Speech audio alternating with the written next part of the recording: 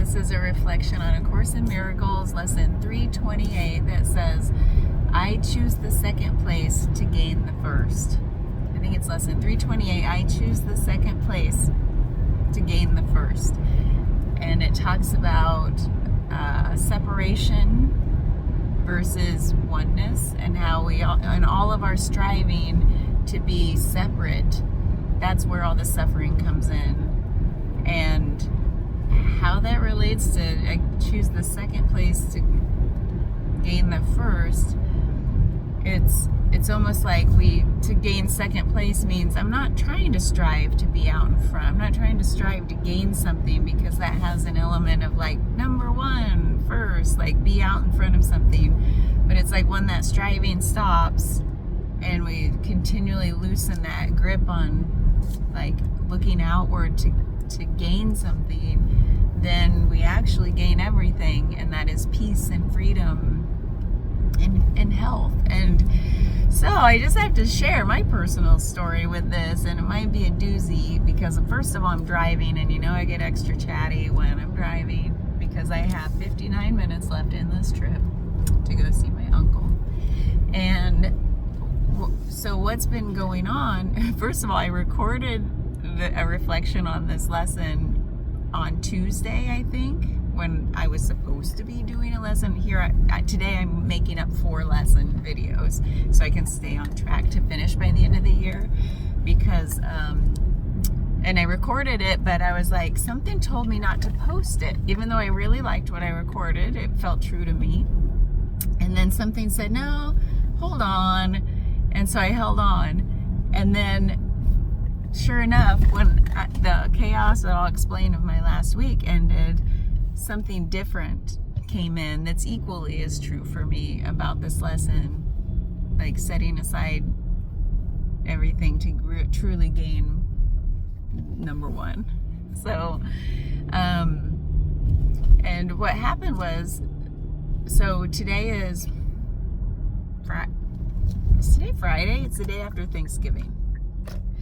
And a week ago today, my mom was taken into the emergency room in my hometown hospital. Hold on, I'm turning. And because she couldn't breathe. And it was so serious that the ambulance wouldn't even transport her until they got her stable, because she literally had 0 breath. And long story short, there was pneumonia at play. But it's been a week of me.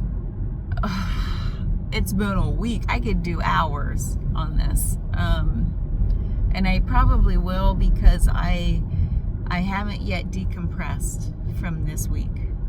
I feel the emotion is like right here. And then it's definitely in my voice, in my breath, and it's like making the eyes water. So it's like the water table of emotion is right there and has not come to flood the lands yet. Little spurts of crying, but my body almost and I have never given myself this grace and this allowance in the past. Just shove it down, keep going. So part of me is like on that journey of like, no, it's gonna come out, and it will. And the time is when all the family goes back home late tonight. So there's a little bit of time left where I'm gonna have the weekend to myself and really process. So that's why I'm not ready to do a full video on this, but I could, and there's so much that's come up that I want to reflect on and capture for family and for my mother and all the things. But I just left her house. She's home and stable and in a positive outlook. That's been a whole journey too. My stepdad is there.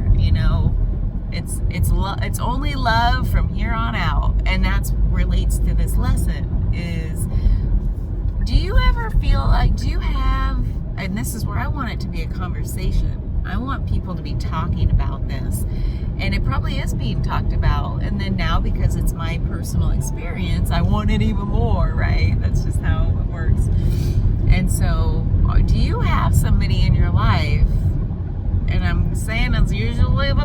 parents, isn't it? Or if you're a parent, it might be your kids, where it feels like you're trying to interact with a brick wall, and the only way up to now you've been able to interact is by banging your head on that brick wall, and it hurts you more than it gets through to them. And it's and she would laugh, honestly, she would laugh at me describing it that way, because she's a self-admitted stubborn ass woman, and she is, it's almost like a badge of pride, and even that is changing now. I can sense it. So, but up to now, she's 71, I'm 48.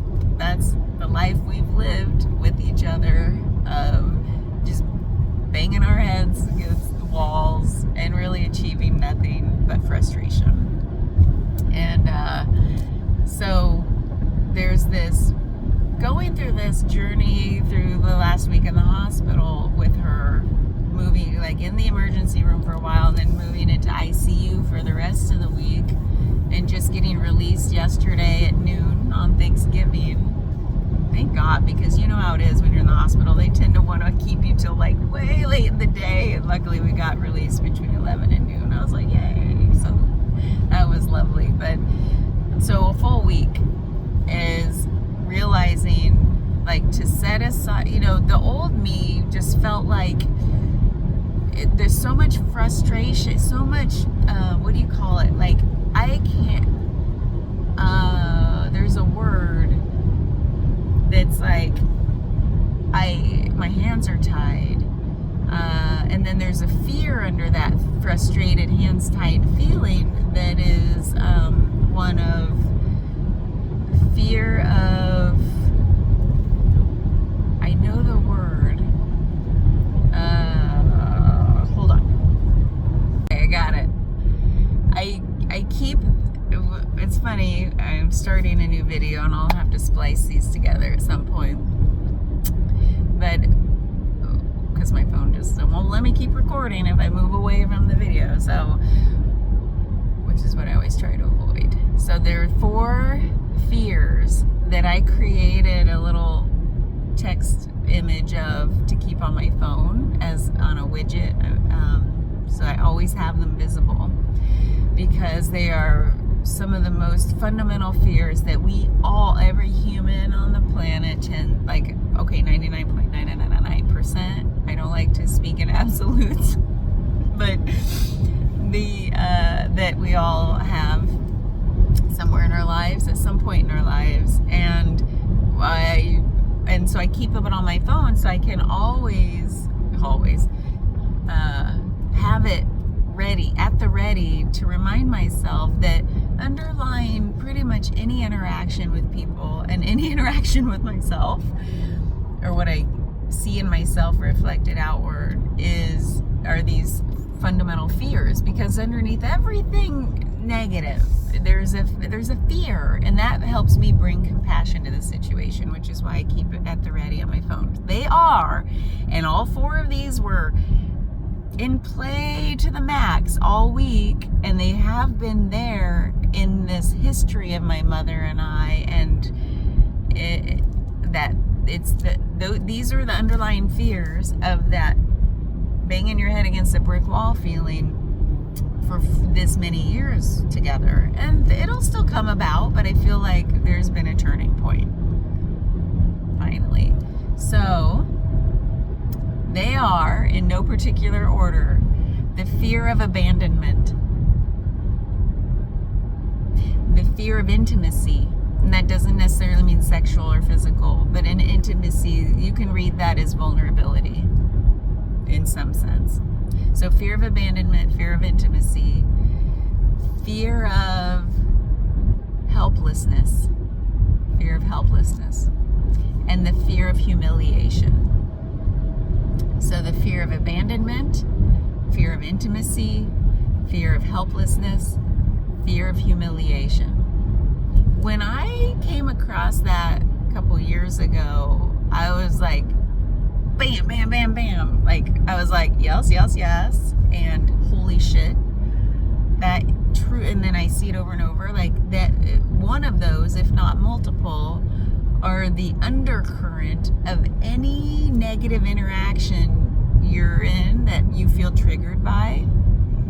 And prove me wrong. I would love to be proven wrong, just because that's only my experience. Is that rings so true for me, and then I see it all the time. That's why I keep it on my phone, and I'm like, as a reminder that there's no judgment here. There's no reason to judge anybody. We all have these fears that we're grappling with that influence our outward behaviors, and all we have to do is recognize them and see them for what they are. And it says, oh, let's add compassion here. Oh, you have that fear too. Yeah, me too. That's what's really underneath this animosity or tension that we feel. And to me, it's such a simple, beautiful way of reorienting, redirecting the mind machine that says, I'm so mad, or whatever. So fear of abandonment, fear of intimacy, fear of helplessness, fear of humiliation. So the helplessness one really was huge. I felt helpless my whole time with my mother, trying to help her come into better health, make healthier choices, because I love her and I want to be with her for as long as possible. I have my own fears of abandonment from childhood, and that means also like feeling not seen, meaning you're not the focus of attention, even in those times where you desperately need it. So that also plays into fear of abandonment. So these are the broad umbrellas, but there's like different flavors of every single one of these. And then fear of intimacy, like that vulnerability sub-flavor of that is like that fear of being judged for letting your truth be seen, and fear of humiliation. Oh my God, anybody who's been picked on or laughed at or whatever, those old wounds, they go deep.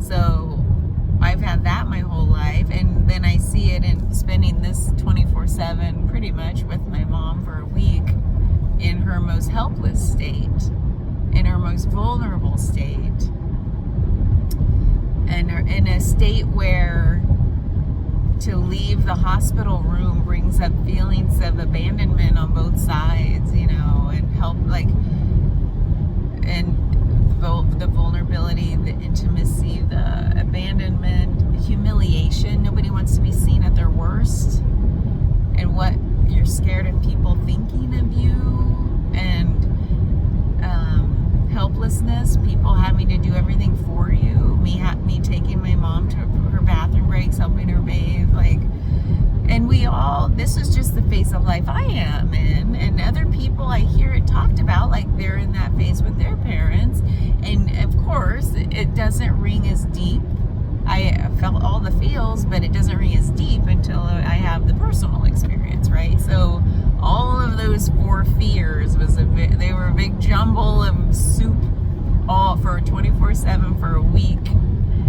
And so that's why my emotional water table is like ready to overflow now that I can be the soft one instead of the strong one. I was the strong one first. So anyway, so I forget where I left off when I had to, but those 4 fears, I feel like, let's tie it back to the lesson, because like I said, I plan to do a reflection on this week, because there's been stuff with my mom that I want to document and have conversations with her and reflect on, that it finally feels like the right time. Like things were allowed to surface because we peeled back a lot of onion layers to let up all the things we've been suppressing for years. So that's a different series of videos for me, journaling, that I will share if it helps even a single person. That's why I do it. So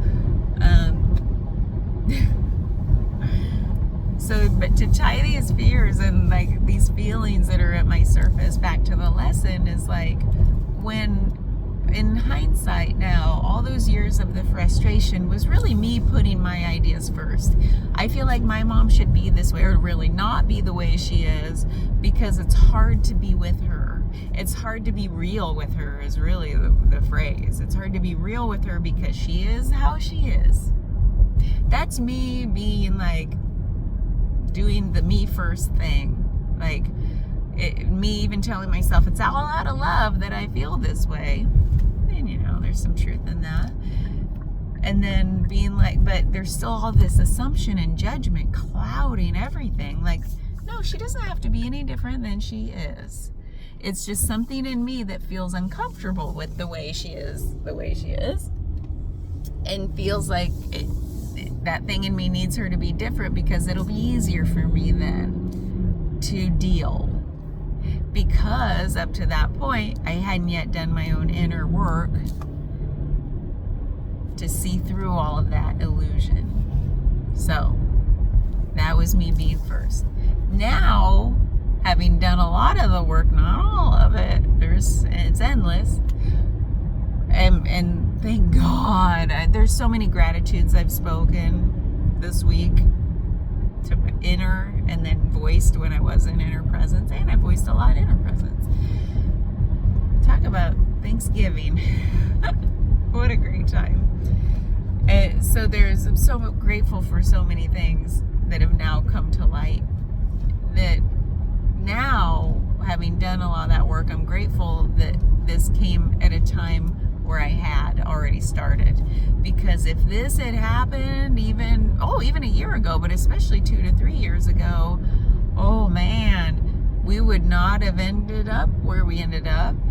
There's still a lot to go, but we wouldn't have traversed this situation. It would have just been more chaos that I would have injected into the situation, that would just make my mom feel even more ashamed, and then putting up more walls.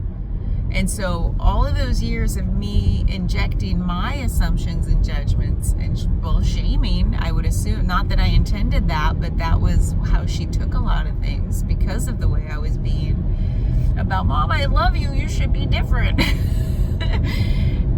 Because I don't feel comfortable with the way you are, out of love. I don't want to see people suffering. Well, that was just injecting chaos into chaos, which it's not gonna cure anything, right? So, but now coming at it from, let me put me second, meaning I now see things with like less judgment, and there's only love to be injected here.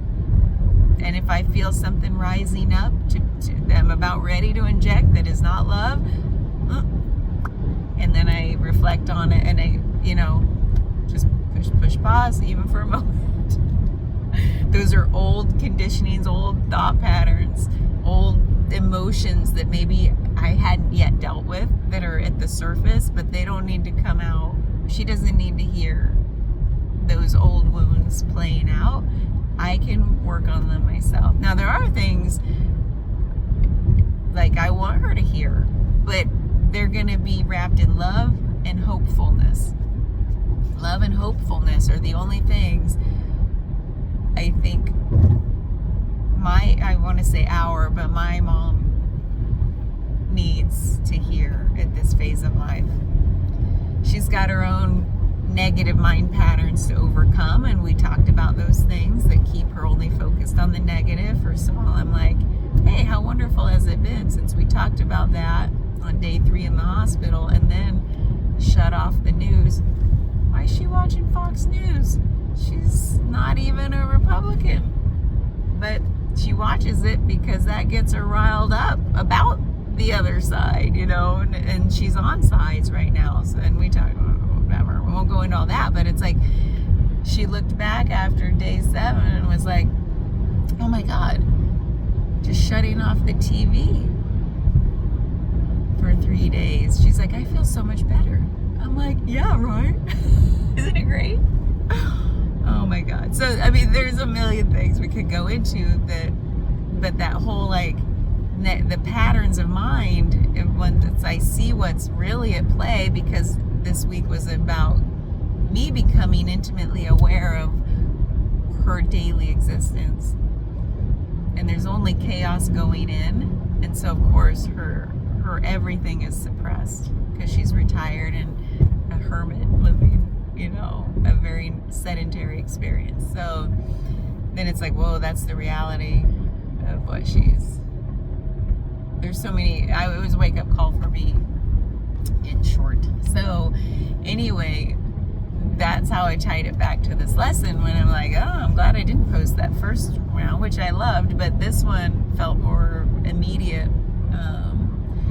more like when I set aside my striving for what I think is right and what needs to be done and how the other person should be behaving and what they should feel, and my ideas first, right? That's the gist, is what I think is like should be the way other people think, and that should be the way they are, and there's no allowing energy in that. There's no just allowing things to play out how they'll play out. There's no allowing people to be how they're going to be. When I have that, I have the wall up. The brick wall is me when that's happening, and that's me being first. But then by softening and allowing and truly putting the other person first means allowing them to be exactly how they are in this moment. It may not be what I feel is the best version of what their potential is, and it may not even be the best potential they feel they could be, but we can just allow it to be how it is right now as a starting point to moving forward. Then there's no brick wall there. That means I truly am putting that other person first, truly there first. So that's what this lesson meant to me, and that was the first time in all these years that we made any glimmer of hope that we can sustain only love between us. Because every time defensiveness comes up, I'm like, Mom, there's no judgment here, there's no criticism, there's only love here. And so that's got it, and hopefulness and well-being, that's all that's existing here from this point forward. So I had to put in those terms, and I'm going to keep repeating that, because you got to figure 71 years of feeling unloved, and by her, she has a whole history, but like, then you're only going to be defensive, you're only going to feel unsafe, you're only going to feel like people are abandoning you, you're going to feel like all the things that those 4 fundamental fears point to. So it's like, Mom, there's only love from here on out, and that means you can just stay exactly as you are if you want that, and I will still show up with only love. So that's just the gist of like, now I'm like, I forget the title of the lesson. I will take second and truly become first, or realize first, because then there's only love here. So the ego first takes a back seat and becomes second, and then love is in everything, and then we all win.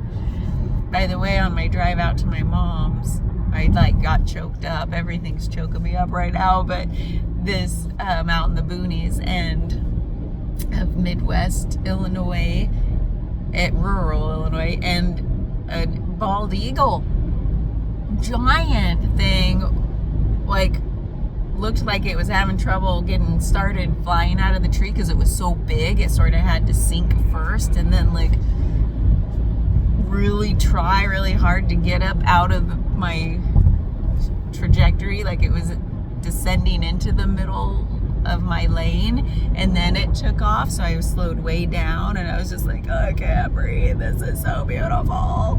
Freaking giant bald eagle, I was just like, thank you, universe, whatever you meant that to mean, I'll think on it. I'm sure it'll hit me soon. There's so many metaphors I could read into it, but I was just like, it was amazing. Do you want to hear something else crazy? yeah, a couple days after I'm sitting with my mom in the ICU after that whole thing, like in the middle of that whole thing, I get word my dad was taken into the ER, and I'm waiting to hear back right now on his quadruple bypass. Both parents. What is happening, universe? So I'm so grateful because something in me has known this time is coming, and I've been mentally, emotionally working on myself, knowing that I'm gonna have to be the strong one for my parents, for my siblings, for I don't expect everyone's on their own journey, but my journey is one of okay, let's do the work. I'm moving into a phase of life where I gotta be the better version of myself. I won't say best, but it's a journey. And so and my dad's 2,000 miles away, so I can't even be there.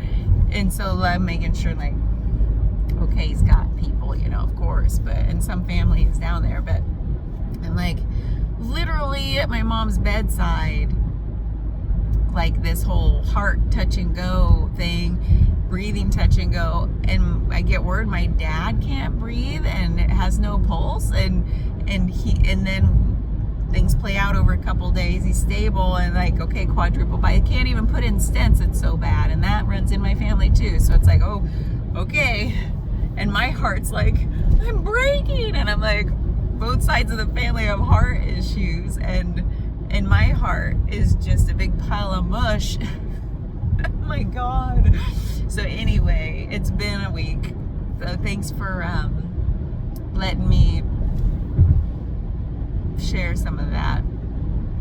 And I feel so much more to reflect on that I'm sure will come out in other lessons. But talk about Thanksgiving. That's been one of the things I'm so grateful for, is that all of this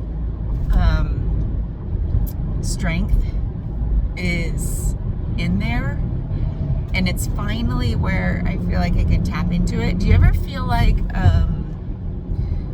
I've heard other people talk about this, so that's why I'm going to ask you, and I know it's not just a me thing, but I also haven't birthed children, so I haven't had to be the primary caregiver. I've helped raise my husband's kids since they were little, but we only had them 50% of the time, and I'm a step parent, so it's I haven't had that primary mothering, taking care of business responsibility in my life.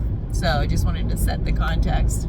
But do you ever feel you're the perpetual child, especially when it comes to your parents? And some people say they never get over that till their parents pass.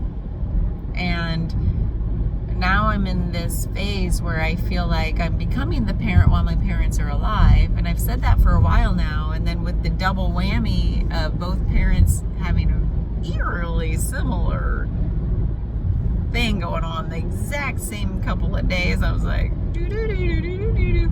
And then having to really step into that role big time. I really, honestly, let me give myself some credit, because I don't do that a lot. I finally feel I've taken the reins of it versus being on the defensive. Taking the reins of moving into adulthood at 48. I've felt like an adult for a long time, you know what I mean? But where you feel reactionary versus taking the reins. And I look out at other people in life and I'm man, they really just take charge. They take care of people with compassion. And I'm a caretaker in my line of business, my line of work, but I still felt in the back seat, on the defensive, whatever. And there's something about stepping into that role of taking the reins and being a source of strength for people. People have reflected to me they feel I'm that for them, but I still never took it in. And now I see it with my parents, and they're receptive, and they it seems like they've been looking for that all along. Paradox, Well, I'm fuck yeah, it's in there, it always has been, but I'm the one that's been holding back. And now there's this strength, this emboldening that's happening. And it's not the rigid kind, right? It's not the, oh, you gotta buck up and you gotta be strong for them, you know, at your own expense. It's not that at all. It's the true kind. And I feel it, and it's like, holy shit, this new phase of life is gonna be freaking amazing, where I can actually do my own work, fill your cup first, you know, and take care of myself, and be that for other people, because that's one of my fundamental things I felt my whole life, is that's a role for me, but I never understood when or in what context or anything, and now it's all happening. And so back to Thanksgiving, I was like a million thank yous to the universe, and bawling my eyes out in private when I got back from the hospital. It was just like, it's happening. Thank you for all of the things that led to this moment that intuitively I knew they were happening. I just knew that was my journey, and it's happening. And yeah, I'll still be a stupid little silly kid. It doesn't mean without humor or without bumbling or clumsiness or whatever, but you know what I'm talking about. And I was telling my mom like this, because she was like, well, what will people think about, I don't even remember the exact situation, but she's always been concerned about what will people think. And I said, don't you love when you can talk with your parents this way? And if not, maybe you could try it. I was like, I looked her dead in the eyes. I was like, Mom, I don't give a fuck what people think. And she just laughed. And I was like, and I gave her the whole rundown, because she's never heard this concept before, about what other people think says a whole hell of a lot more about their internal state and what's going on with them than it has anything to do with me. And I know that, so why would I give any credence to what that other person thinks? And it's really not even about what the other person thinks, it's what I think they think. And that has a whole lot more to say about me. So anyway, we went through all that, and she was like, I've never thought about that before. I'm like, I know, isn't it great? So liberating. And so true. So anyway, I don't give a fuck. And I don't, because of all of that. Now, like I've said before, I care if I accidentally do people harm. I'm certainly not intentionally doing people harm, but if I put my foot in my mouth, I will make amends. So anyway, it's been a great week. And full of Thanksgiving, and I can't wait to hear how my dad's doing, so I'm gonna go. I think I just got a text message.